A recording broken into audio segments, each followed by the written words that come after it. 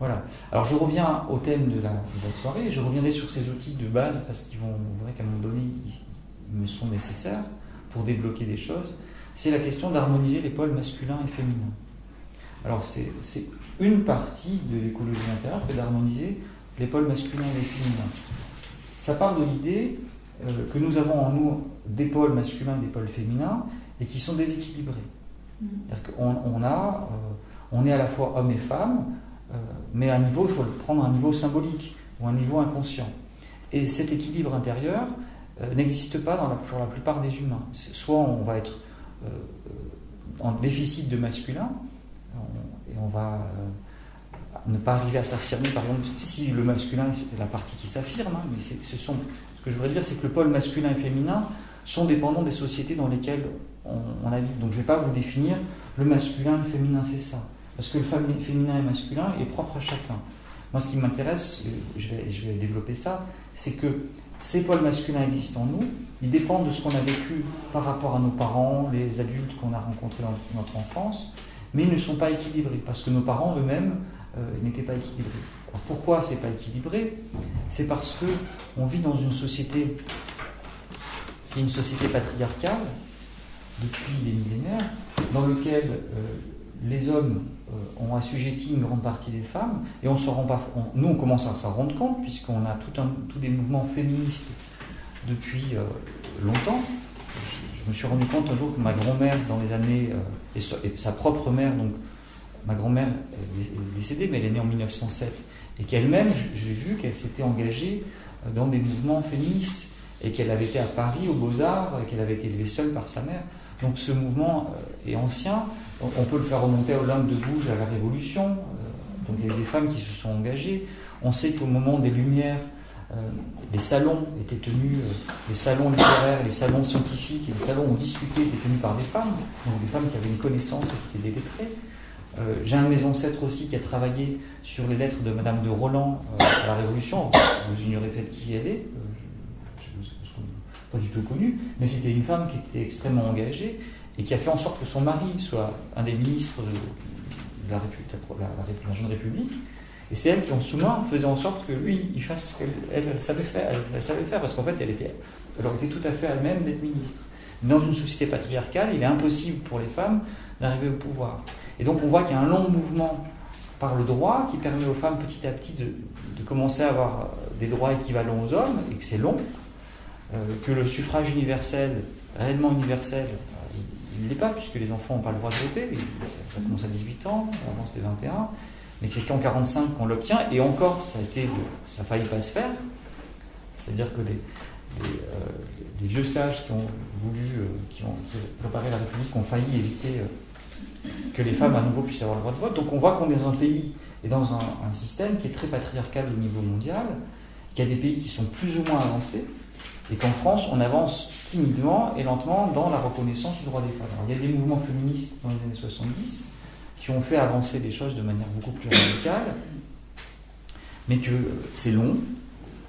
Moi, je m'estime du coup être un homme féministe, c'est-à-dire que je me revendique d'une égalité en termes de droits pour les hommes et pour les femmes, et donc une autre façon d'agir, ce qui n'est pas la mienne, c'est-à-dire d'agir au niveau du droit, c'est-à-dire de faire la parité, de revendiquer l'égalité de salaire ou des choses comme ça.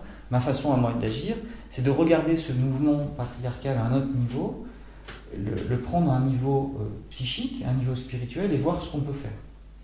Et donc c'est cet équilibre-là, moi, intérieur, qui m'intéresse, au niveau psychique et au niveau spirituel. Parce que sinon on rentre dans des combats de genre, on va rentrer dans des débats sur Judith Butler, je ne sais pas si ça vous dit quelque chose, donc qui est une chercheure qui a mis en avant tout un mouvement sur la question des genres. Donc l'idée qu'on a un corps homme et femme, et on aurait un genre qu'on déciderait nous-mêmes culturellement. C'est-à-dire que par la culture, les enfants deviendraient hommes, garçons, ou hommes ou femmes. Alors ça crée beaucoup... Moi j'ai des désaccords avec ça, parce que j'estime que c'est plus complexe quand on intègre la question psychique. Donc j'ai des désaccords sur ce mouvement-là qui est aujourd'hui, la théorie des genres, ça vous dit quelque chose ? Les gender studies, ça vous dit... Oui, voilà. j'ai entendu, mais je ne connais pas les détails. Voilà. Moi j'ai étudié le sujet pour pouvoir être au clair là-dessus, Et j'ai des désaccords assez importants là-dessus, et donc j'ai pas envie de rentrer dans des débats, moi c'est pas ce qui m'intéresse. J'essaie de me placer à un autre point de vue. Alors si on était dans un débat sur les gender studies, j'argumenterais et je vous dirais pourquoi je suis en désaccord, mais je pense que c'est une piste dangereuse pour l'humanité parce que il y a des réalités biologiques et je trouve que c'est difficile de les nier. Ça ne veut pas dire que chacun est libre s'il veut vivre sa vie et sa sexualité comme il l'entend, mais à nier l'existence même de notre caractère homme ou femme en tant qu'élément biologique, ça me paraît dangereux. Ça me paraît dangereux parce que ça amène à quelque chose d'illogique. Par exemple, ça veut dire qu'une femme qui voudrait allaiter ses enfants, il ne faut pas qu'elle le fasse, puisque tout le monde est équivalent. Donc il faut que ça arrive à ça. Hein. Le mouvement féministe qui va nier ça arrive à quelque chose de totalitaire, où il n'y a plus d'éléments féminins en tant que tel. Donc moi je ne suis pas du tout branché là-dessus. Ce que je propose, c'est vraiment une réflexion à un autre niveau pour sortir du patriarcat. Parce qu'il est évident que pour moi le patriarcat a un effet sur notre société. C'est-à-dire comme les hommes masculins nient leur sensibilité, puisqu'ils imaginent qu'on leur dit que pour être un homme, il faut être fort, il faut ne pas sentir. À force de ne pas sentir, on crée une société qui est à l'image de ça. Donc on crée une société qui ne respecte pas l'écologie, qui ne respecte pas la nature. Et puis on s'étonne que ça ne marche pas. On ne respecte pas les femmes. Les enfants. Et après les enfants, mais les animaux et la nature. Ça va avec. Ne respectons pas ce qui est sensible, à commencer par les femmes, on va pas respecter le reste. Et moi, ce qui m'intéresse, c'est, après avoir été une sorte de militant écologique dans mon métier, c'est-à-dire qu'en ayant sensibilisé le plus de générations possibles d'enfants et d'adolescents aux questions écologiques, je me suis rendu compte que ça ne suffisait pas, j'arrivais pas à atteindre un but plus profond. Parce que c'était intérieur à chaque enfant, c'était déjà engrammé. Et je me rappelle, une fois, j'ai fait une sortie, c'était un concours qu'on avait fait sur justement le développement durable et l'environnement, et j'avais peu d'élèves. Puis il y avait une fille, elle avait préparé son pique-nique, elle sortait son truc, et puis il y a un garçon, il sort son sandwich, il dit « Ah, ma mère, elle a encore fait un truc pourri !» Et là, on le questionne, et en fait, c'était sa mère qui, à 16 ans, lui préparait complètement son sandwich. Et on voyait que pour la fille, elle était autonome, elle savait faire, et que c'était à 16 ans, sa mère qui lui préparait les sandwichs. Donc on voit qu'effectivement, culturellement, c'est engrammé. C'est engrammé l'idée que les garçons, on les sert, on leur fait des trucs. Alors ça, évidemment, ça varie, ça change à l'heure actuelle vite, selon les milieux, selon les familles. Mais que ça relève bien de quelque chose qui est intérieur à chacun. Et la proposition, du coup, moi, d'avoir été, de vouloir changer la nature, de protéger la nature par l'extérieur, je voyais qu'on se heurtait à des difficultés, on n'y arrivait pas. Parce que je pense que ce masculin, ce féminin à l'intérieur de chacun n'est pas guéri. Et quelqu'un qui est insensible, un homme ou une femme, c'est parce que, donc j'ai plutôt imaginé que sa part féminine, en disant que le féminin c'est sensible, mais c'est réducteur, ça dépend de chacun, en imaginant que le féminin c'est la sensibilité, n'est pas activé, n'a pas été mis en route.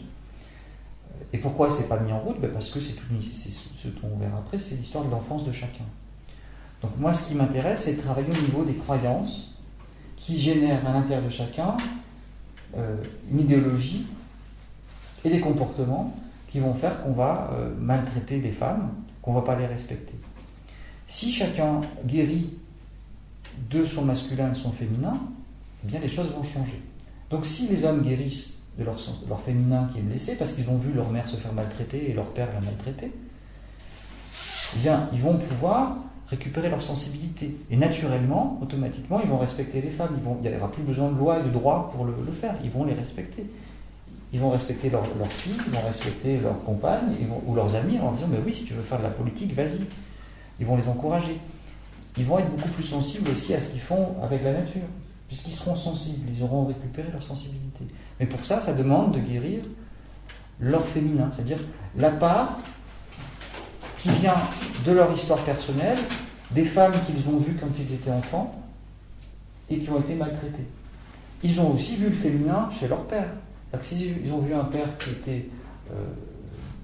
se comportait sans sensibilité, ils ont une image de l'homme qui faut être fort, il faut être dur. Donc moi, c'est ce qui m'intéresse à travailler. Donc rendre aux hommes leur sensibilité tout en gardant leur masculinité. Pas en faire des êtres qui perdrait toute force virile. L'idée que viril étant quelqu'un d'affirmé. Voilà. Mais c'est une qualité qui pour moi est autant féminine que masculine. Mais dans notre société, ça serait plutôt comme ça. Parce que c'est vraiment un sujet complexe de déterminer ce qui est masculin et féminin, j'essaie de ne pas trop aller là-dessus. Par exemple, si vous prenez les dieux de l'Antiquité gréco-latine, Diane chasseresse, c'est bien un exemple d'une déesse chez qui on mettrait une attitude masculine. Et chez les dieux grecs latins, il y a un équilibre. On a souvent un équilibre. Athéna est une déesse qui représente à la fois la guerre et l'intelligence, et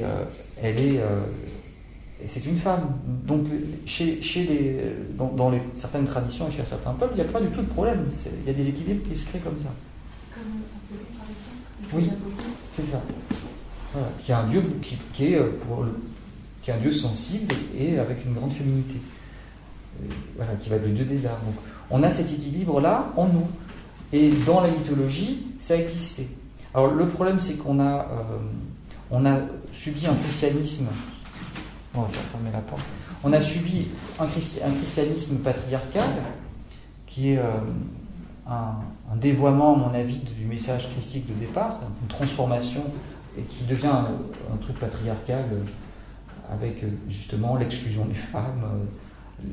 Alors, il y a quelques saintes, mais les femmes en gros ne peuvent pas peuvent pas avoir des rôles dans l'Église. Donc on a une tradition dans notre culture judéo-chrétienne très forte où les femmes sont exclues des questions spirituelles. Donc c'est marqué très profondément en nous, dans les archétypes. Il est possible que chez les Grecs et chez les Latins, c'était différent. Enfin, encore que. Ça existait aussi, puisque les femmes n'étaient pas invitées chez les Grecs, elles n'étaient pas invitées dans la vie politique. Alors, ils ont parlé, puisqu'il y avait un auteur de théâtre, j'ai un trou de mémoire sur son nom, qui avait écrit toute une pièce de théâtre à Athènes sur justement c'était les femmes qui prenaient le pouvoir. Mais le théâtre était joué par des hommes. Oui, c'est ça. C'est des hommes qui jouaient à se déguiser en femmes, déguisés en hommes. J'ai un trou de mémoire sur l'auteur de théâtre, il est très connu. De l'époque, de l'Antiquité. Oui, à Athènes. Voilà, donc on a le christianisme, à part sa déviance et la transformation du message christique, est rentré dans un truc très patriarcal, où une partie des femmes ont été exclues. Et donc on a ces habitudes-là qui ont été prises de penser que les femmes sont inférieures aux hommes, et on l'a intégré. On l'a intégré dans notre psychisme. Et on l'intègre enfant parce qu'on voit des femmes qui, à plein de moments, vont se comporter en se croyant inférieures aux hommes. Alors c'est en train de changer. Je vous parlais de ma grand-mère qui a été élevée seule et qui a gagné sa vie seule, enfin qui était autonome. Donc ça change selon les milieux familiaux. Moi je ne l'ai pas vue, j'ai vu une femme puissante. Alors justement, elle avait certainement réglé quelque chose par rapport à ça. Alors elle avait, à mon avis, un manque affectif non réglé, je pense, par rapport aux hommes. Mais j'ai vu une femme qui était autonome. Donc c'est tout à fait possible de le guérir.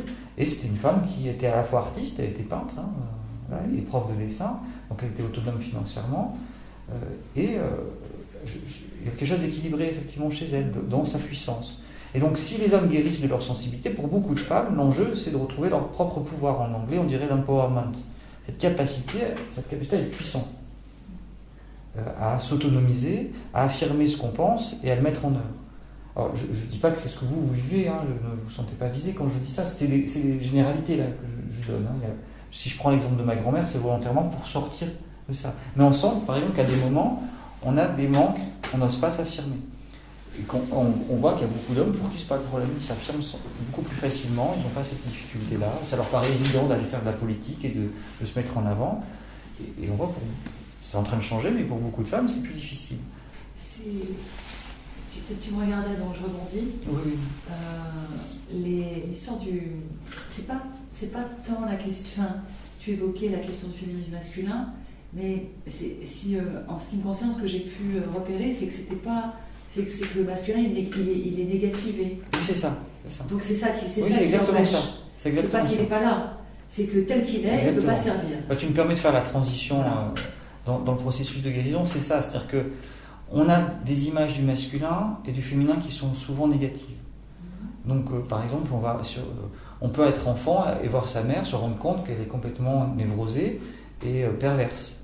Donc on a une image des femmes, du coup ensuite adultes, qui est les femmes sont perverses, elles sont dangereuses. Donc c'est ça qui est à guérir. C'est qu'on n'a pas forcément, ou on a un déficit parce qu'on n'a pas eu il y a un manque réel, un homme qui ne s'affirme pas, ou on a une image extrêmement négative. Donc on a des mélanges comme ça, d'images du père et de la mère qui sont négatives. Et moi j'en suis porteur. Alors c'est ce que je dis souvent. Moi-même, avec le travail que j'ai fait au niveau thérapeutique, il n'empêche pas que je n'ai pas tout guéri. Il y a certainement des choses que je n'ai pas guéries. Et mes enfants, ils grandissent avec ce que je suis. Donc eux-mêmes, ils auront peut-être encore des trucs à guérir parce que je leur transmets des trucs pas guéris sans m'en rendre compte. Parce que je n'ai pas conscience de tout ce que je génère de manière quasi automatique avec eux, en faisant du mieux que je peux. Voilà, parce que j'ai des névroses que je n'ai certainement pas guéries parce qu'elles ne sont pas encore visibles. Il faut qu'il y ait des situations de la vie, parfois, pour qu'on se rende compte que là, on a une névrose et qu'on a un comportement qui n'est pas sain. Alors les enfants, eux, ils renvoient. Voilà. Et je le vois par exemple avec ma fille. Je surréagis plus avec ma fille. C'est-à-dire que j'ai certainement une partie de mon féminin qui n'est pas guérie et ça se traduit sur elle. Donc ça, c'est les mécanismes dont je parlerai après, transférentiels et projectifs. Et donc il faut imaginer que nous avons en nous un masculin, un féminin qui est ce qu'on a vécu, qui vient de ce qu'on a vécu avec nos parents. Alors ça peut être les parents, ça peut être les grands-parents, voilà, ça peut être des adultes proches, ça peut être des profs, des enseignants, qui vont, en gros de l'enfant jusqu'à l'adolescence, qui vont constituer un noyau psychique auquel on va aller se référer à chaque fois qu'on est en situation de vivre quelque chose. Et comme c'est déséquilibré, il y a des fois on n'est pas du tout intuitif. Alors, des fois on n'est pas du tout affirmé. Alors pour les hommes, globalement, on les met dans... Alors je te regarde, hein, c'est pas que tu es le seul homme avec moi, donc je prends un peu sur toi. Tu pourras du coup témoigner, mais tu peux aussi témoigner pour les hommes. Souvent les hommes, on est coupés de notre sensibilité. On nous demande de ne pas pleurer, de ne pas avoir peur. Et donc on devient... alors oui, effectivement, on le fait, mais c'est au détriment de notre sensibilité et c'est au bout d'un moment insupportable. Est-ce que ça veut dire que la sensibilité, donc c'est le côté féminin? Non, c'est justement là où c'est délicat. Je pensais que c'était induit. Non, pour moi c'est les deux. Mais je vais plutôt mettre, si tu veux, dans nos sociétés, on met plutôt du côté féminin. Mais c'est là où, dans le travail que je propose dans les stages, et qui suit le prochain stage que je fais, il vise à ça, je ne propose pas de dire ça c'est masculin, ça c'est féminin. Allez à la rencontre, je vous invite à aller à la rencontre de votre masculin, de votre féminin, et de découvrir ce qui vient. Puisque c'est propre à chacun. Oui, mais comment tu rediriges les gens vers un masculin ou un féminin alors qu'on n'a pas précisé ce que c'était? Mais c'est-à-dire que je fais surgir, si tu veux, dans l'exercice que je propose, dans le stage qui suit, on fait surgir une image du masculin et du féminin. Et cette image-là, elle est porteur d'attributs masculins et féminins. Et c'est toi qui vas dire, bah ça, moi je vois du masculin. Mais c'est mélangé. Elle est propre à chacun, en fait. Elle est propre à chacun. Voilà. Par exemple, il y a des gens qui vont voir venir une image du féminin, ça va être une sorcière acariâtre. D'autres, ça va être une guerrière complètement échevelée, tu vois. Et chacun, c'est ça. Ou le masculin, ça va être un homme horrible, un guerrier sanguinaire. Et ça, c'est des masculins à guérir. Et ensuite, donc ce sont ces masculins-là qui sont des images qu'on a construites, des idées qu'on a construites dans notre enfance, qui sont psychiques. Et tant que ces images-là ne sont pas guéries, eh bien on se retrouve avec des tas de blocages, dont je parlerai après dans ce que ça amène comme transformation. Ça, c'est le niveau psychique. C'est découvrir quelles sont les images qu'on a, déjà, donc faire cette introspection et laisser venir ces images du masculin et du féminin, et leur donner la possibilité de se guérir. Donc je parlerai après des processus de guérison. Donc on a le masculin et le féminin, mais aussi, on peut travailler encore un autre niveau, c'est un niveau plus symbolique, un niveau plus spirituel, c'est le Dieu et la déesse.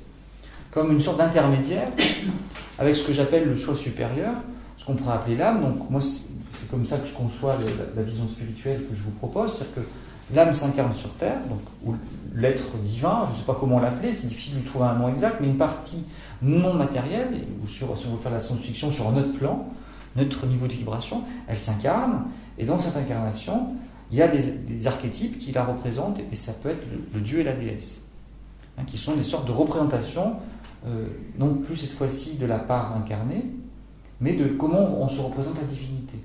Et là aussi, ils sont le fruit de ce qu'on a vécu enfant, de comment s'est représentée la divinité.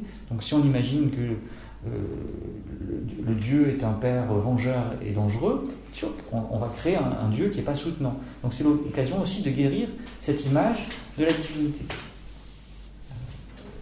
qui est à un niveau symbolique, et plus un niveau psychique, un niveau, on peut dire spirituel, mais c'est un niveau qui se passe à un autre endroit. Alors évidemment, le dieu et la déesse sont construits aussi par ce qu'on a vécu avec son père, sa mère, les grands-parents, etc. Ça se construit avec ça.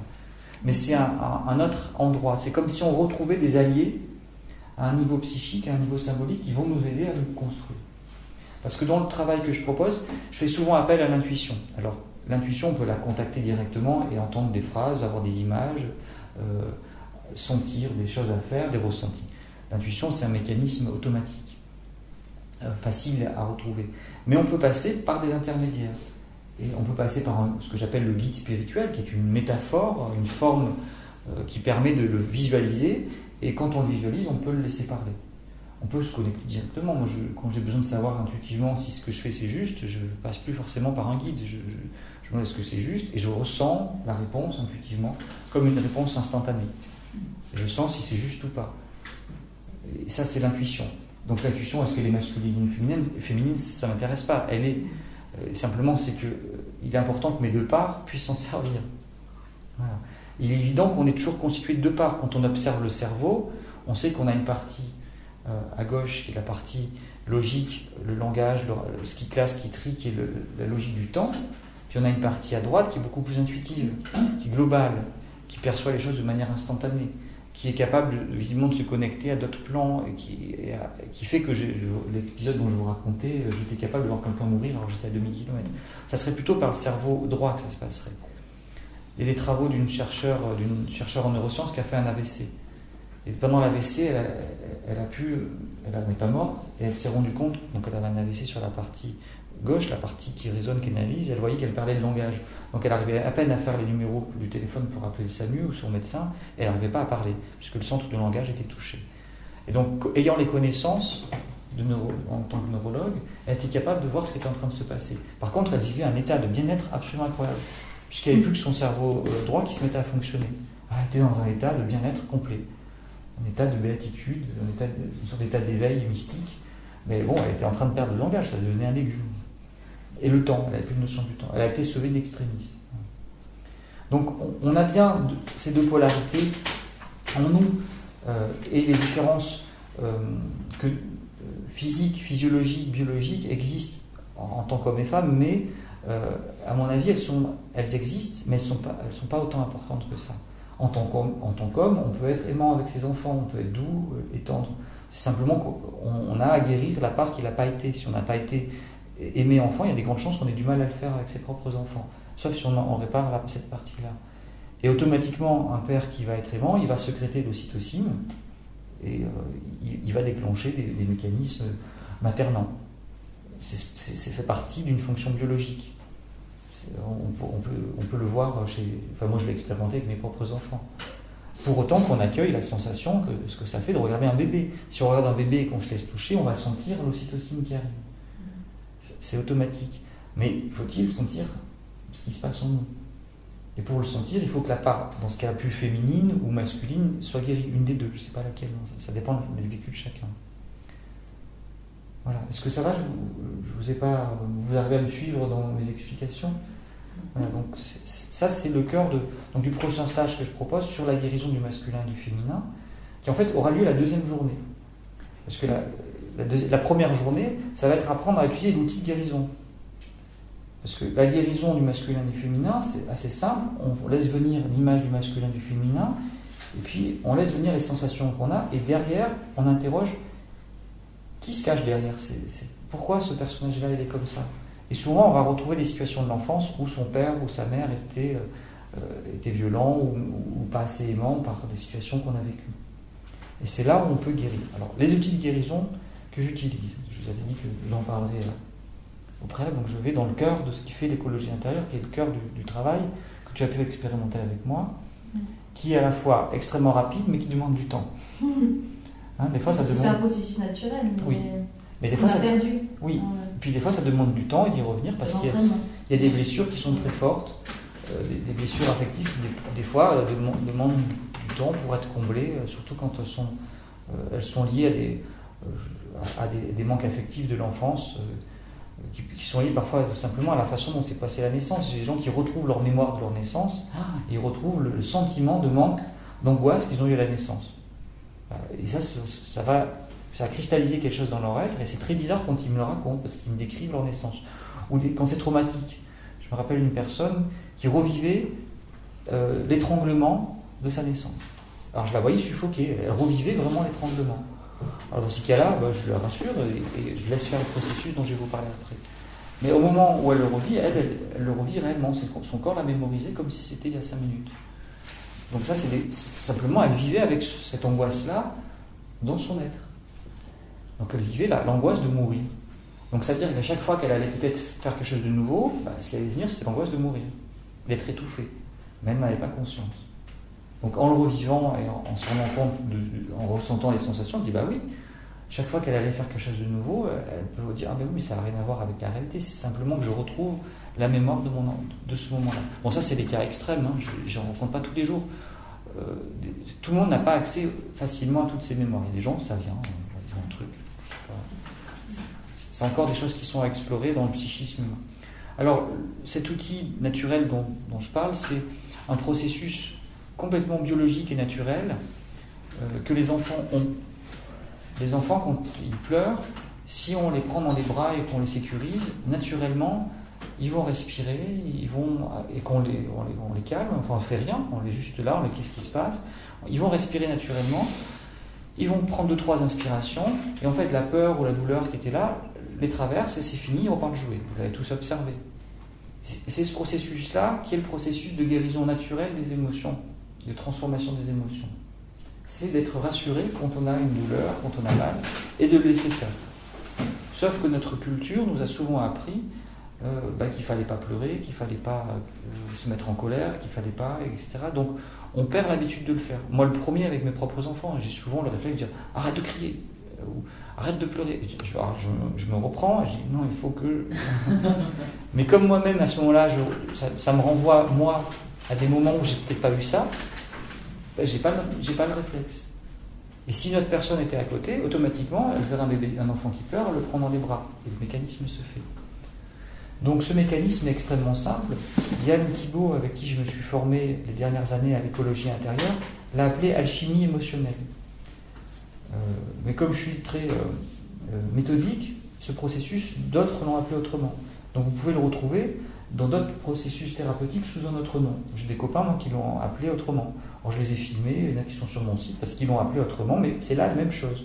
Ils ont repéré qu'il y a un processus naturel qui est extrêmement simple, c'est que quand on accueille une sensation, une émotion, c'est des sensations physiques, et qu'on la laisse vivre dans le corps, elle se transforme naturellement au bout de quelques minutes en une sensation agréable. Voilà, c'est aussi simple que ça. Et ce processus, Yann Thibault l'a appelé alchimie émotionnelle, parce qu'il fait référence aux alchimistes du XVIIe, XVIIIe siècle, qui partent d'un matériau, un vil matériel, le plomb, et qui veulent le transformer en or. Voilà, la transmutation. Et il a gardé cette idée-là, c'est que nos matériaux qu'on prend comme quelque chose de pas agréable, les émotions, on les transforme en quelque chose de positif. Tu peux redonner le processus que tu as dit, qui est très simple, mais oui, c'est accueillir les sensations physiques de l'émotion. Alors, c'est pas que physique, c'est accueillir toutes les sensations, tous les mouvements, tout ce qui est dans le corps, qui est généré par l'émotion, en restant conscient que c'est qu'une émotion, donc des sensations qui nous traversent. C'est-à-dire qu'on s'y adonne, mais on est conscient, oui, j'ai une émotion qui me traverse, donc ça tremble, ça bouge, ça respire. Mais on n'est pas, alors vous voyez on n'est pas identifié à l'émotion. Tu peux pas faire l'exemple? Je vais développer parce que non, mais montrer physiquement. Je vais le faire après. C'est un peu de la pleine conscience aussi.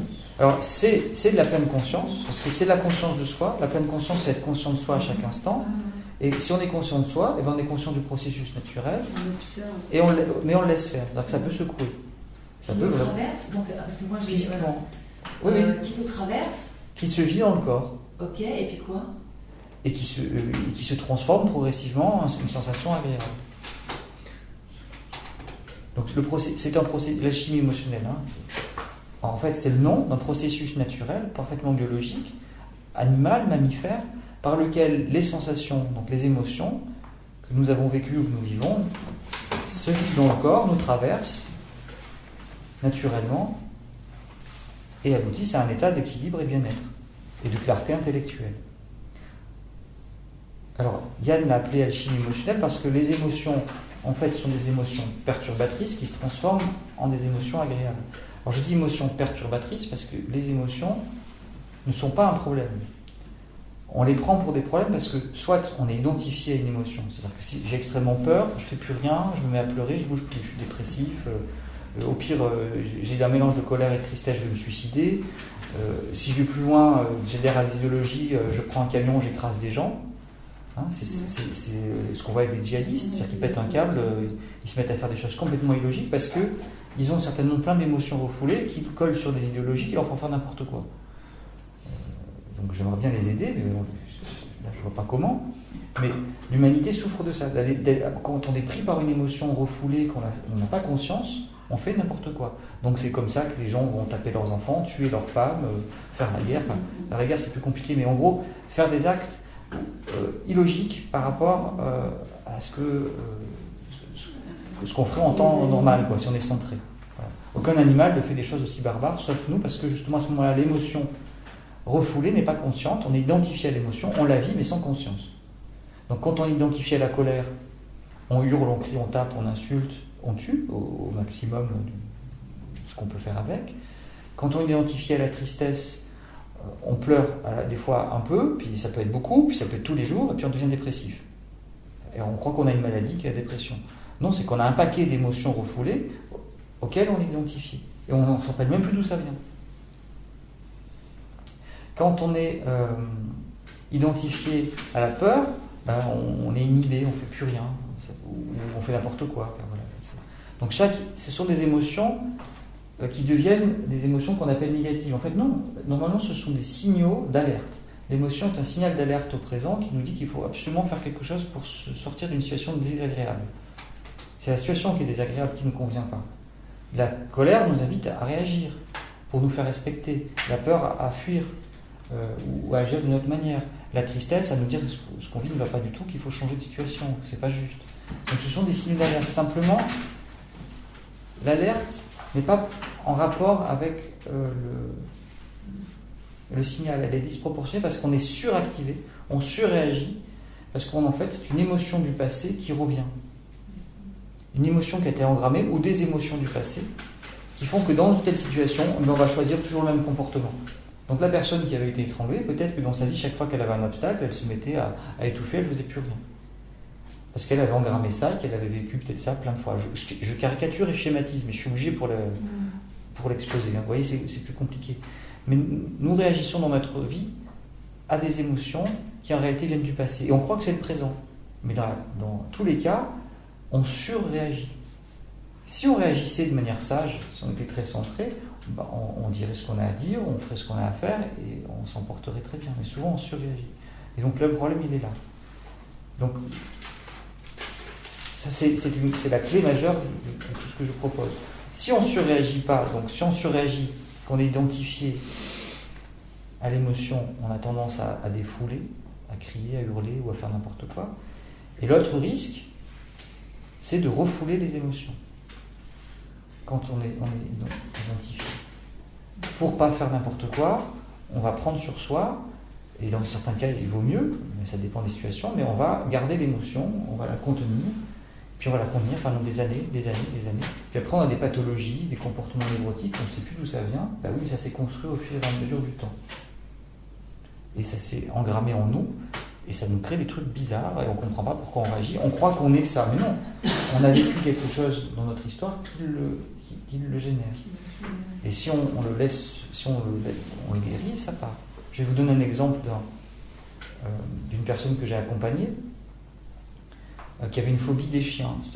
C'est marrant, c'est caricatural, c'est tellement facile que ça en devient amusant. Donc il avait une phobie des chiens, c'est un grand gaillard, et chaque fois qu'il voyait un chien, il changeait de trottoir. Donc je laisse s'allonger, je lui dis d'où ça vient. Il se rappelait qu'il avait un chien quand il était petit qui lui bouffait ses poupées pendant quelques mois, donc il avait eu très peur, donc l'origine était identifiée, c'était facile, puis c'était localisé dans le temps. Donc il s'est rappelé de sa peur du chien, il s'en rappelait, le corps a tremblé, donc il avait le bassin qui bougeait, les jambes comme ça, qui ont tremblé pendant quelques minutes.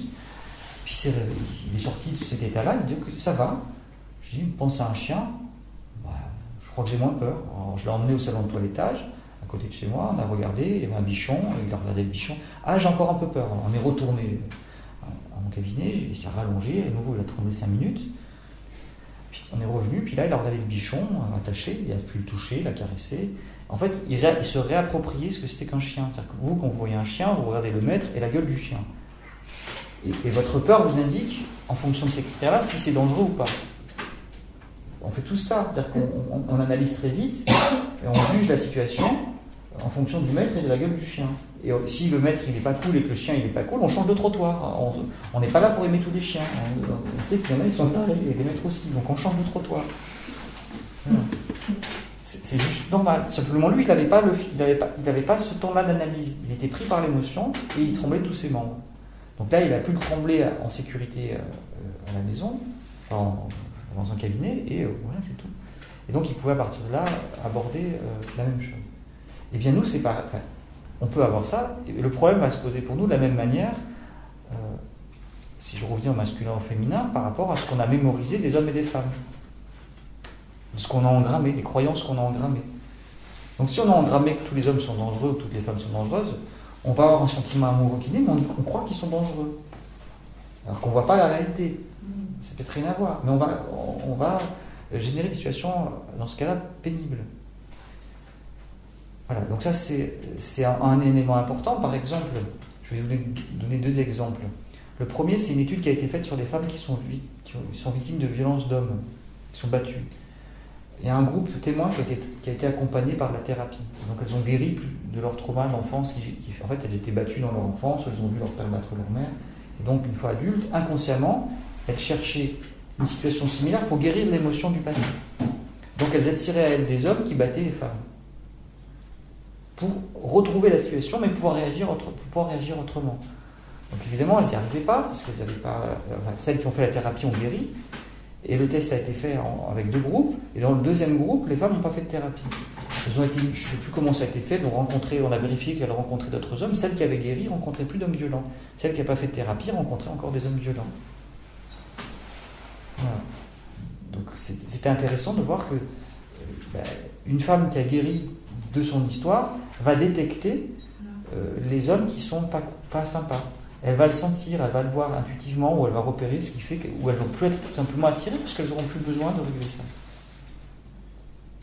L'autre exemple que j'ai vient d'un livre d'Alain Soral. Alors, je ne suis pas un fan d'Alain Soral pour ses idées politiques, je ne sais pas si vous voyez qui c'est. C'est pas très important, mais je donne son nom parce qu'il a écrit un livre qui s'appelle Sociologie du dragueur, dans lequel il parle de sa pathologie de dragueur. Il avait une pathologie qui le poussait à passer ses journées à draguer les filles dans la rue, les femmes dans la rue. Il faisait que ça. Et donc il avait mis au point des stratégies extrêmement efficaces pour coucher avec les nanas, les femmes, au maximum 3 soirs. Et puis c'était pas tendre, comme il couchait, c'est quasiment du viol. Puis hop, il changeait au bout de... Il fallait pas qu'elle s'attache, donc entre 1 et 3 fois, selon si elle s'attachait trop, il changeait. Mais ce qui est intéressant, donc il parle de sa pathologie, donc il ramène à son histoire personnelle de pourquoi il avait cette pathologie qui était dans la séduction, et d'être hyper séducteur, il était capable, en quelques phrases, d'amener une femme dans son lit pour coucher avec elle, et elle voyait rien, puis après elle devait être dépitée, puisqu'il se débrouillait pour lui avoir le téléphone et pas elle. Il pouvait mentir, il racontait des faux trucs, il disait « ce soir je vais à un anniversaire avec Yannick Noah, ça t'intéresserait de venir ?» Et il raconte qu'il a couché comme ça en quelques années avec 600 ou 700 femmes. Moi, ce qui m'interpelle là-dedans, c'est s'il a une pathologie du séducteur, il y a une pathologie de la séduite. C'est-à-dire qu'il y a 700 femmes qui n'ont pas vu que ce type-là faisait du boniment et était absolument pas sain. C'est un comédien aussi, sûrement. Oui, mais elle ne le voyait pas. C'est-à-dire que leur masculin n'était pas guéri. Aux femmes.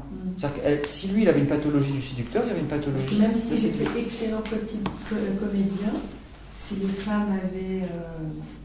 Intuitivement, inconsciemment, ça ne les aurait pas intéressées. Elles l'auraient trouvé sans intérêt. C'est-à-dire qu'une femme qui a besoin de se confronter à un homme violent ou un homme autoritaire va attirer à elle un homme qui est autoritaire pour pouvoir guérir de ce qu'elle a vécu. C'est là où l'inconscient est extrêmement subtil et nous agit bien plus que ce qu'on croit souvent. C'est ça qui est complexe. Alors je vais ajouter de la complexité.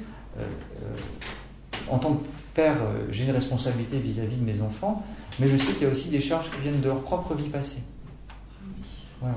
Donc ça, c'est peut-être pour vous difficile à entendre si vous n'avez pas étudié la question, et je ne veux pas heurter vos idées, vos croyances, mais moi j'étais obligé de l'intégrer depuis que j'ai vu ces histoires d'enfants qui ont des mémoires de leur vie passée avec des détails et des précisions vérifiables dans lesquels il n'y a aucune supercherie possible. Donc ça m'a tellement interpellé qu'en lisant des sujets là-dessus, j'ai bien dû me rendre compte qu'il y avait des gens qui portaient des pathologies qui ne venaient pas uniquement de leur enfance. Ça a réactivé des choses, mais que les parents étaient responsables en partie, mais des fois c'était au-delà de ce que les parents avaient pu faire. Et c'est ça la complexité des humains. Alors ça pose plein de questions. Alors je ne veux pas rentrer dans les croyances parce que moi ce que j'observe c'est que déjà rien que quand on travaille sur ce qui s'est passé dans l'enfance, ça rétablit et ça équilibre beaucoup de choses pour les gens. Mais par rapport à ça, après l'histoire des vies antérieures, bon, ça c'est propre à chacun d'y croire ou pas, mais en revanche, en transgénéalogie, on peut très bien voir que sans aller dans la vie antérieure, on peut très bien voir que des pathologies qui n'étaient pas réglées déjà dans l'arbre généalogique, par les parents, les grands-parents, les arrière-grands-parents, se transmettent à la descendance, sans aller forcément. Mais ça que le transgénérationnel a le vent en poupe parce qu'il évite de poser la question et de chercher sur les vies antérieures. Il explique, non mais pour certaines personnes, c'est pas pour toi, mais il explique en partie, il donne une partie d'explication. Absolument. Voilà, mais en partie seulement. Il peut expliquer le climat dans lequel les parents ont grandi, il explique des choses qui existent dans le climat familial, pourquoi quand une femme est battue sur toute la lignée, ben évidemment, quand on arrive, toute la lignée a été battue, l'habitude est prise. Moi j'ai fait un travail en psycho, en transgénérationnel, j'en ai fait un, donc je sais, je parle de choses vraiment, je sais de quoi je parle. Et je me suis formé à ça aussi. Et je suis remontée sur 5 générations, et pour moi c'était vraiment probant, quoi. Oui, mais j'ai pu me réapproprier des choses vraiment, et ça a éclairci énormément de choses dans mon chemin, quoi. Mais bien sûr, je ne dis pas le contraire. Et c'est vrai que je suis restée mesurée par rapport aux vies intérieures, parce que là j'avais pas prise. Le débat, si tu veux, n'est pas sur un débat technique sur les vies antérieures, sur ça. Moi, j'ai exploré les deux. Non, mais on peut le faire, mais ce n'est pas l'objet de ce soir. J'ai une conférence que sur les vies antérieures, tellement le sujet est complexe. Le transgénérationnel n'exclut pas les vies antérieures n'excluent pas le transgénérationnel. On est à deux niveaux différents d'explication. Ouais. Il y en a un, c'est un niveau matérialiste, c'est le transgénérationnel, et il a sa valeur parce qu'il éclaire il donne un niveau de conscience de ce qu'on a vécu, de ce que les générations ont vécu. On sait que quand on stresse des souris sur plusieurs générations, les souris à un certain niveau, elles ont leurs gènes qui ont muté. Mais si on passe à un niveau d'un questionnement spirituel, parce que moi je joue sur les deux niveaux, les vies antérieures peuvent expliquer certaines choses, certaines pathologies. Donc si on veut aider les humains, on ne va pas enlever un truc sous prétexte qu'on ne sait pas l'expliquer. Mais là, c'est vraiment le débat et la question des vies antérieures, qui est un sujet à part entière. Je ne veux pas lancer de trucs là, il faudrait 2 heures minimum d'explication pour vous donner tous les faits que j'ai collectés sur ce sujet-là, qui posent plus de questions qu'il n'amène de réponses. Et quand on essaie de répondre aux questions, on se trouve face à des difficultés. Et qui sont le fruit de travaux de chercheurs aujourd'hui peu connus, parce que c'est pas ça qui est aujourd'hui dominant sur ce qui est médiatiquement mis en avant. Dans les années 80, il y avait plus de sujets, on en parlait plus. C'est vraiment ce que je veux dire, c'est que si on n'a pas accès à ces vies antérieures, on a peut-être plus facilement accès à l'histoire de sa famille. Et là, on peut puiser en effet des ressources aussi qui peuvent... Alors, ma pratique, ce que j'observe, c'est qu'on a accès très facilement aux vies antérieures, pour autant qu'on lève la croyance. Non, c'est très facile. D'accord. Mais c'est une question... C'est pareil que... J'en reviens pas. Non, mais c'est pareil quand j'ai des gens qui viennent me voir en me disant je sais que j'ai un trauma dans mon enfant, j'essaie avec l'hypnose, j'arrive pas à retrouver. Le problème n'est pas de retrouver la mémoire, le problème c'est qu'on a peur de retrouver la mémoire. Donc on a peur de l'émotion que ça va susciter. Donc la question c'est d'abord de comprendre le processus, d'apprendre à s'en servir, de maîtriser ce processus naturel, parce qu'une fois qu'on a compris que c'est qu'une émotion, et que quand elle est revécue dans le corps, c'est presque jouissif, j'ai envie de dire, c'est pas douloureux. C'est le moment où ça arrive, ça fait un peu mal. Et encore, très vite, ça fait pas mal. C'est-à-dire que c'est le moment où on sent qu'on refoule. tenir l'émotion, ça fait mal. Refouler l'émotion, ça fait mal. Mais la laisser vivre dans le corps, c'est jouissif. Et quand on a compris ça, je le vois quotidiennement dans mon activité professionnelle, je vois des gens qui retrouvent des mémoires de trucs occultés, qui reviennent spontanément. C'est parce qu'il n'y a plus la peur de retrouver l'émotion. Et là, la mémoire revient. Mais dans l'occurrence, dans l'exemple que tu donnais tout à l'heure, c'était pas une mémoire d'une vie antérieure, c'était la mémoire de la naissance. Donc c'est la mémoire de cette vie. Oui. Moi, ma pratique fait que je travaille d'abord sur l'histoire dans cette incarnation-là. D'accord. Il y a déjà suffisamment à faire, et que quand vraiment ça bloque, ça apparaît tout seul que ça vient d'autre part. On peut le faire par curiosité quand on est dans un cheminement et un questionnement, mais l'objet là, c'est vraiment pas d'aller explorer la question des vies antérieures. C'est un sujet trop complexe pour le résumer en 10 minutes. Ça serait maltraiter le sujet, moi je veux bien revenir en parler longuement et vous ramener ce que j'ai trouvé, mais c'est passionnant, mais ça pose tellement de questions que ça ouvre des débats. Voilà. Moi ce qui m'intéresse, c'est que il faut prendre ça comme un matériel, ou un matériau, pardon, matériel psychique. Qu'est-ce que c'est? Et qu'il y a déjà suffisamment à faire sur ce qu'on a vécu. Et qu'effectivement, quand on regarde ce que les générations de femmes ont vécu avant, ça peut créer des traumas. Donc si on a conscience, si moi je prends ma généalogie, moi j'ai fait de la psychogénéalogie, donc je sais d'où viennent mes lignées, et puis ma mère avait fait de la généalogie, donc je peux remonter sur des gros paquets, et je vois qu'il y a des différences. Mais que globalement, passé un certain cap, il y a des trucs culturels, c'est des gens, ils sont tous des paysans, des gens pauvres, ils vivent tous des trucs violents, des guerres, des choses comme ça. Après, on trouve rarement des enfin bon, c'est intéressant. Je ne veux pas aller plus là-dedans. Moi, ce qui m'intéresse, c'est par exemple, c'est d'intégrer ce processus-là dans la guérison. C'est-à-dire que quand on retrouve l'origine du traumatisme, qu'on ressent d'où ça vient, bien à ce moment-là, on peut laisser le processus naturel se faire. Et c'est ce que je propose dans les formations, dans les stages, c'est d'utiliser cet outil-là. Alors la difficulté, c'est quand c'est très enfoui, très archaïque, on a du mal à retrouver automatiquement le processus. On bloque, on n'y arrive pas spontanément. Parce qu'on est habitué à refouler, à bloquer. Moi, le premier, je suis un expert en blocage, en refoulement. J'ai été construit comme ça. Donc comme je sais comment ça marche de refouler, je sais très bien aider les personnes à passer les caps des blocages. Je vois des personnes qui sont bien plus à l'aise, comme des enfants, pour laisser vivre leurs émotions. Plus féminin, j'ai envie de dire. Voilà, plus facilement. Mais vous travaillez alors avec les gens juste lors de stage? Ah non, en séance individuelle. Et clic, ça se développe? Il faut pas, alors, en séance individuelle... Les gens reviennent, je sais pas. Oui, les gens reviennent. Il y a les deux, il y a des gens qui viennent en stage parce qu'ils sont intéressés par la formation, puis ils se rendent compte que j'essaie de leur donner des outils d'autonomie. Moi, c'est mon but, c'est que les gens se débrouillent tout seuls. Parce que les émotions refoulées, elles viennent souvent quand on est seul, la nuit, quand on s'arrête, quand on est dans des difficultés de vie. Donc un thérapeute, il aide ponctuellement, il aide à démêler les choses, mais il y a un endroit, les charges du passé qui n'ont pas été guéries, elles arrivent la nuit et moi je ne suis pas là. J'ai pas l'intention d'y être, je dors. Voilà. Donc j'essaie de rendre les gens autonomes pour que le processus puisse faire tout seul, et j'utilise un autre outil qui est le scénario de guérison. Donc je pourrais vous toucher 2 mots là-dessus.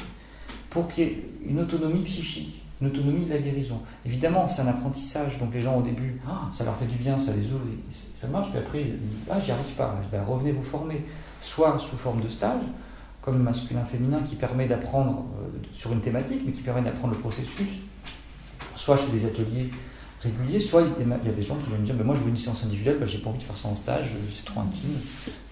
Et donc là, ils viennent régulièrement dans un cadre thérapeutique. Là, c'est l'accompagnement psychothérapeutique plus classique, où on vient régulièrement pour explorer son propre psychisme et réparer des blessures. Donc, et après, j'adapte. Il y a des gens qui ont envie de se former. J'ai des gens qui viennent des fois 2 jours, parce qu'ils viennent de loin, et donc j'ai une pièce où ils peuvent dormir, et pendant 2 jours, on fait un peu plus intensif. J'ai pas forcément, vu que j'habite un peu excentré, je peux pas avoir le modèle qu'on a des grandes villes où on vient 1 heure par semaine. Il y a des gens qui viennent de... Vous adaptez. Voilà, j'adapte. Parce qu'une fois qu'on est rentré dans le processus, on peut aller explorer qu'on a compris comment ça marche, on peut aller voir plein de blessures du passé et les guérir au fur et à mesure. Le processus naturel, c'est la clé, c'est la clé de voûte. Il est à retrouver, à réapprendre. Soit on sait le faire, soit on se rend compte qu'on ne sait pas le faire. Donc là, je suis utile. Il y a des gens, ils savent le faire facilement, ils n'ont pas besoin de moi. Il y a des gens qui sont extrêmement conscients de ce qu'ils vivent, mais ils ne lâchent pas prise. Donc ils ont plutôt à apprendre à lâcher prise, pour laisser le corps vivre et vibrer, trembler. Ça dépend du parcours de chacun. Il n'y a pas de... Je ne peux pas vous dire à l'avance. Je peux deviner avec l'habitude. Voilà. Moi, l'intérêt, c'est que les gens puissent guérir de leurs blessures du passé pour faire ce qu'ils ont à faire. Et être indépendants. C'est-à-dire pas venir me voir... moi, je veux bien les voir toutes les semaines. Mais mon but, c'est que... on est sur une planète qui est dans une société où on a besoin d'agir, à mon sens. Parce que vous pensez que si on ne guérit pas du tout ces blessures du passé, on ne peut rien réaliser dans la vie? Non, je pense que on peut faire plein de choses. Il y a des gens qui n'ont rien guéri, ils agissent. Voilà. Des fois, si on est bloqué, c'est important de comprendre comment ça marche. Et dans ces cas-là, c'est la guérison du passé qui aide à avancer. Moi, j'ai pas tout guéri, mais je fais des choses et j'aide des gens. Et peut-être que je guérirai jamais tout. Et mon but n'est pas de tout guérir, je guéris au fur et à mesure ce qui se présente à moi. Je pense qu'on a suffisamment d'actions à faire. Simplement, quand ça bloque, il ne faut pas être dupe que c'est le passé qui se rejoue. Voilà. Mon but n'est pas d'être un saint éveillé. Il y a d'autres choses à faire entre les deux. J'ai pas envie d'aller m'isoler dans une grotte pour atteindre un état d'éveil et revenir. J'ai tout trouvé, regardez comment je suis beau et merveilleux. Je pense qu'on a des tas de trucs à faire. Donc, c'est quand ça bloque que moi j'aide les gens. Quand il n'y a pas besoin de moi, tant mieux. Il y a des tas de gens, ils font des tas de trucs, ils n'ont pas guéri leur passé, et donc, ça fonctionne, tant mieux. Voilà, donc je vous parle du scénario de guérison, pour que vous voyez que c'est votre outil que j'utilise. Là, je recours à l'inconscient, à l'imaginaire. Si je vous demandais maintenant d'imaginer que vous mangez un fruit exotique rare, si vous faites vraiment, prenez le temps d'imaginer, vous allez sentir le goût et vous allez vous mettre à saliver. Rare. Non, pas rare que vous aimez, pardon. Un fruit que vous aimez, quoi, voilà. Voilà. Et c'est la magie de l'être humain, de notre capacité qu'on a en tant qu'espèce humaine, on est capable d'imaginer par rapport aux autres espèces vivantes, animales, mammifères. Nous, on peut imaginer, se projeter dans le passé, se projeter dans le futur, et on peut créer par notre imaginaire des choses incroyables. Et la chose étonnante, c'est que une partie de nous y croit. Je me tourne vers Emmanuel qui fait du cinéma. Le cinéma, c'est ça qui est extraordinaire, c'est qu'on va voir un film, on est dans une salle de cinéma ou derrière sa télé, on sait que c'est un film, on sait qu'il y avait peut-être 2 ou 3 acteurs, 50 techniciens derrière, on regarde ça et on se met à pleurer. C'est faux, tout est faux, et pourtant on y croit et on pleure. Donc ça veut bien dire qu'on est extrêmement suggestionnable, pour autant qu'on n'y croit pas. Et bien ce processus-là, naturel aussi, j'ai envie de dire, il n'y a rien d'extraordinaire que j'utilise pour aider à guérir quand il y a des charges qui sont trop complexes et trop difficiles à laisser revivre naturellement. Donc en revenant dans les traumatismes du passé, en les revivant, en créant un scénario idéal, donc, par exemple, hier j'ai accompagné une personne, c'était quoi ? C'est très concret. On est parti d'une situation où son père l'avait obligé à manger un yaourt. Quel traumatisme. Ah oui. Ah non, il faut bien voir que la personne commence le travail thérapeutique en disant j'ai aucun souvenir de mon passé, je me rappellerai de mon enfance. Et que son problème à elle, c'est des problèmes d'addiction alimentaire. Voilà. Et qu'elle a beau faire, elle a beau essayer, elle n'y arrive pas. Et donc, je passe toute la démarche préalable pour arriver à ça. Tout d'un coup, un souvenir survient parce qu'elle a accepté de ressentir des émotions, donc le souvenir du yaourt. Et là, l'émotion est bloquée, elle n'arrive pas, elle, à faire cette transmutation directe, à laisser vivre naturellement. Elle ne peut pas, c'est trop bloqué.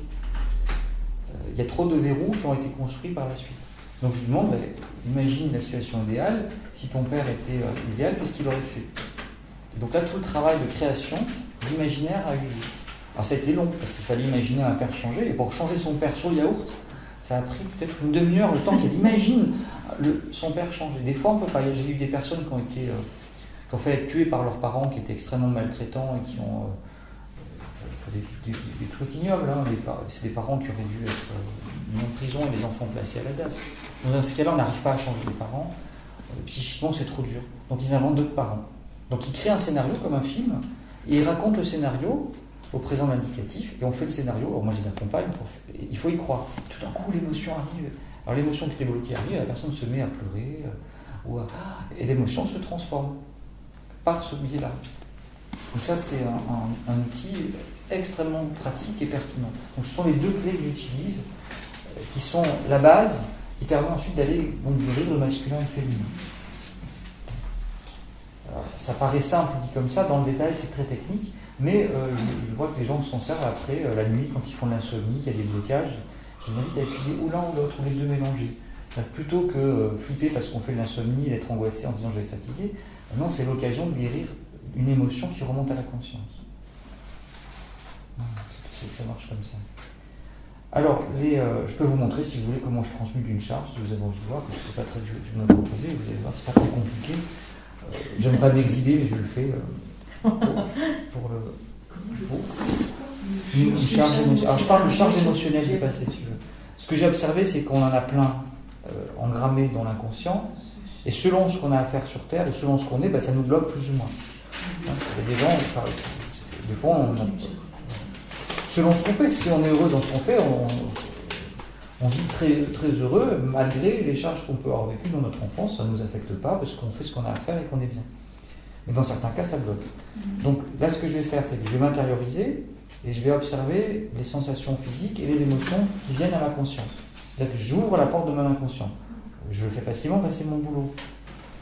J'ai l'habitude de faire ça, de sentir, d'être conscient de ce qui se passe en moi. Parce que comme j'accompagne des personnes qui ont des émotions bloquées, je suis obligé d'être conscient de ce qui se passe en moi tout le temps. Et puis c'est une invitation. C'est ça, pour moi, la pleine conscience. Être conscient de ce qui se passe en soi à chaque instant, et de ne pas être dupe quand c'est une émotion du passé, qu'elle vient du passé et qui n'a rien à voir avec la situation présente. Donc, je vais m'intérioriser. Vous allez certainement voir mon visage qui va se crisper, qui va changer, puisque je vais avoir une émotion. Donc elle va modifier mon état corporel, et puis je vais la laisser se dérouler plus ou moins vite. Donc ça va peut-être pas beaucoup bouger, vous allez voir que ma respiration change.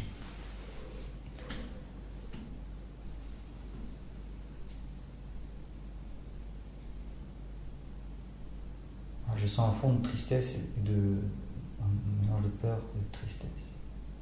Alors, je laisse venir cette peur ou cette tristesse. Alors, c'est plutôt de la tristesse. C'est vraiment de la tristesse.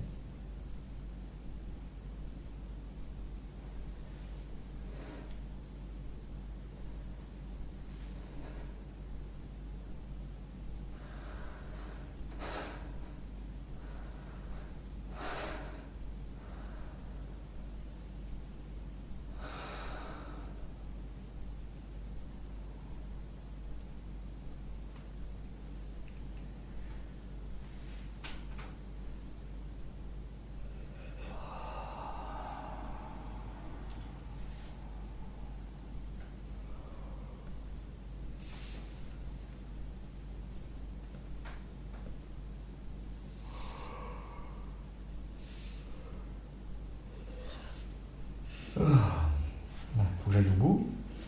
Je suis allé au bout de la tension. Donc c'est pas du tout, je ne sais pas si vous l'avez senti, mais je n'ai pas joué du tout la comédie. J'ai vraiment ressenti de la tristesse. J'ai tout de suite identifié à une émotion que j'ai vécue il y a une heure ou deux. C'était un truc anodin. J'ai senti que j'ai eu une émotion, mais je suis passé par-dessus, j'ai refoulé. Donc j'ai senti que ça venait de là. Je ne sais pas d'où c'est un moment passé, je m'en fous. J'ai pas eu le temps de. Ça a peut-être réveillé un truc de mon histoire personnelle, ça ne m'intéresse pas, je n'ai pas vu d'où ça venait. Par contre, j'ai senti que j'avais vraiment un gros truc de tristesse qui était réactivé tout à l'heure, donc je l'ai laissé venir, et vous avez vu comme un espèce de sanglot qui venait. Donc comme je suis avec vous, je ne suis pas allé peut-être au bout de tout ce que représente cette charge, si je m'étais laissé aller, j'aurais peut-être vraiment eu un gros sanglot bien plus fort. Donc j'ai atteint et défait une partie de cette charge. À partir du moment où j'avais ma respiration haletante, c'était agréable. Le moment où la tristesse est venue, c'était crispant et pas agréable dans le visage. Et crispant dans la poitrine, dans la nuque, c'est des zones de crispation dans la nuque. Et à partir du moment où j'ai lâché, la respiration s'est faite, la détente s'est installée. Et je la sens encore se faire. Voilà, pardon.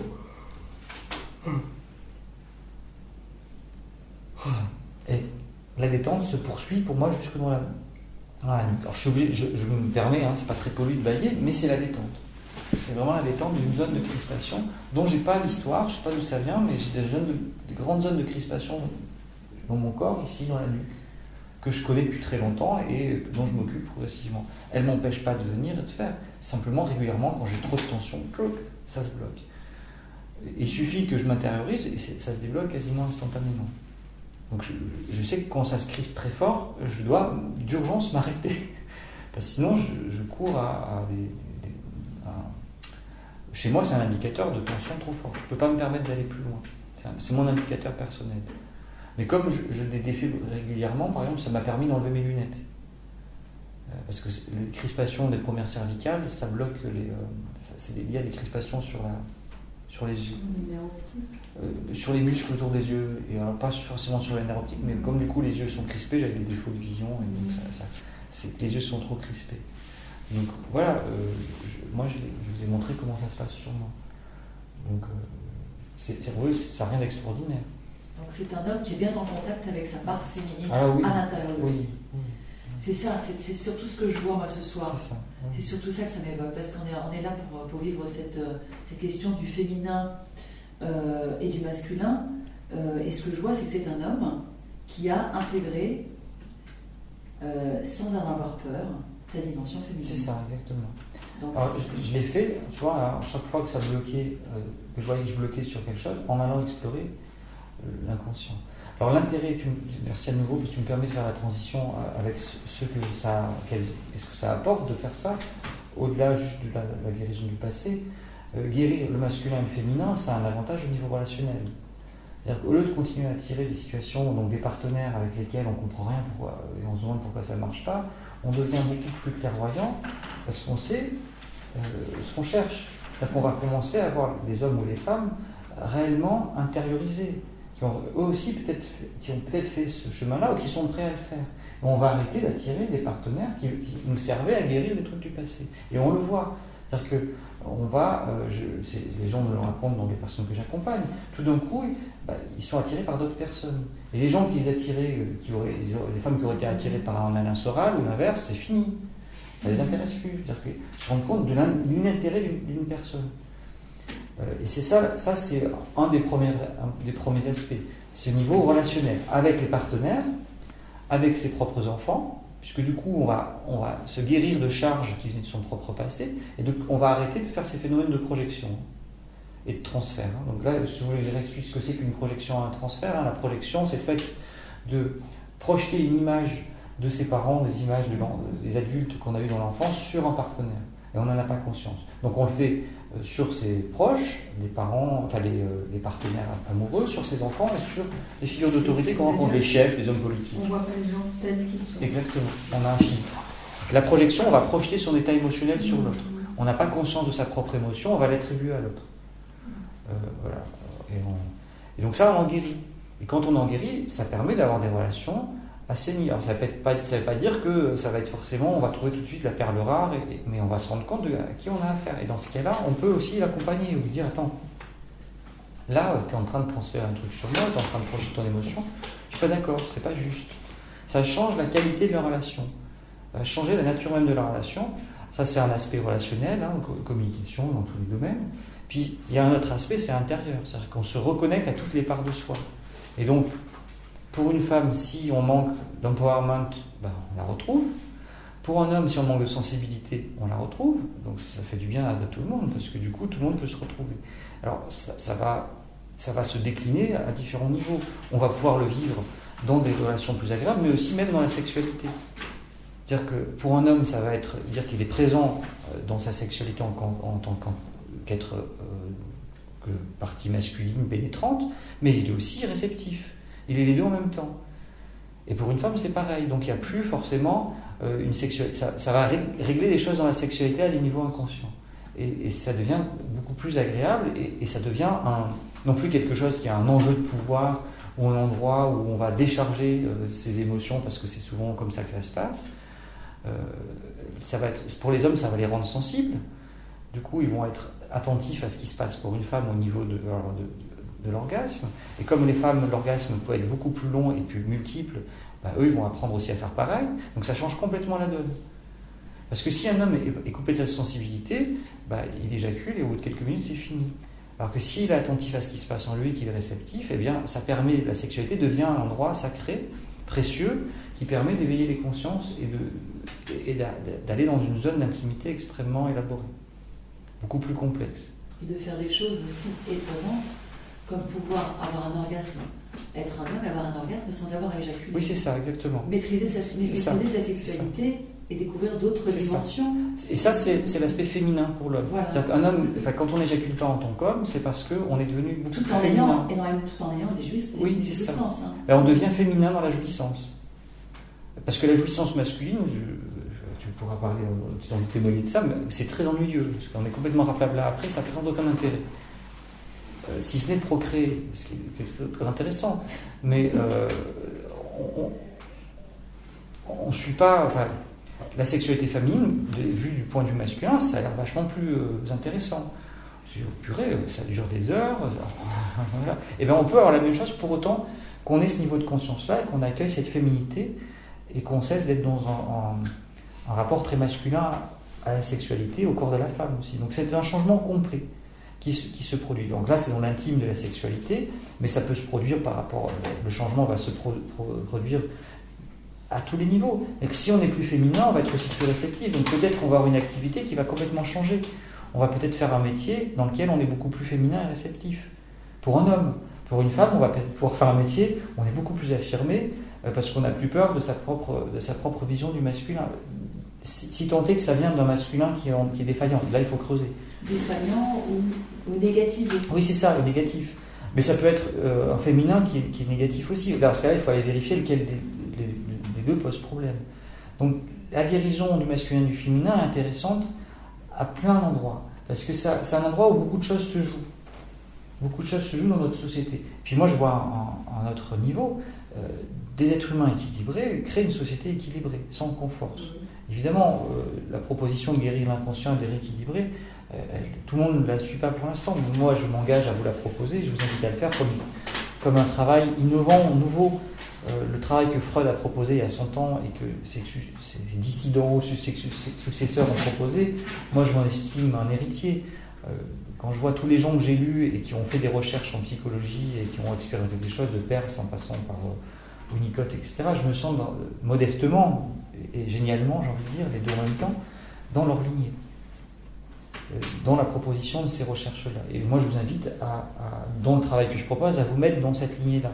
Et à trouver, du coup, vous, ce qui vous anime au plus profond, si vous le savez peut-être déjà, et du coup, si vous le savez déjà, le mettre en œuvre avec, à la fois avec une modestie, de rester humble, mais quelque chose de génial dont vous êtes faire.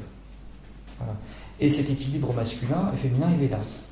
D'à la fois oser faire des choses grandioses, mais de rester simple et humble. C'est pas parce qu'on fait des choses, ou de faire des choses simples, mais en étant génial. Vous voyez, on peut tout mélanger. Ce que je retiens et qui vraiment c'est un cadeau ce soir, c'est vraiment cette capacité à accueillir, cette ouverture à l'émotion qui finalement, en ce qui me concerne moi, c'est terrorisant, quoi. Et là, je viens de le voir de façon manifeste comme quelque chose vraiment de simple